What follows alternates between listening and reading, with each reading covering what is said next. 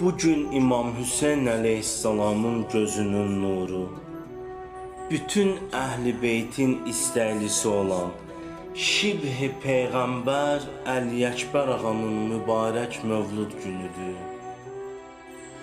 Əli Əkbər ağa elə bir şəxsiyyətdir ki, İmam Hüseyn Aleyhisselam onu meydana yola salanda dedi ki, "Qad bərədə aleyhim qulam, əşbəhun nas, xalqan, xulqan və məntiqən bi Rasulillah." İndi elə bir oğul meydana göndərirəm ki, insanların içində zahirən, əxlaqən və məntiqən Peyğəmbərə ən çox bənzəyən odur. Əli Əkbər ağa şəhid olanda dedi ki, "Ələd dünya ba'dəkəl əfa." Oğul, səndən sonra kül olsun bu dünyanın başına. Həmin bu ağanın, Əli Əkbər ağanın mübarək mövlud günüdür bugün.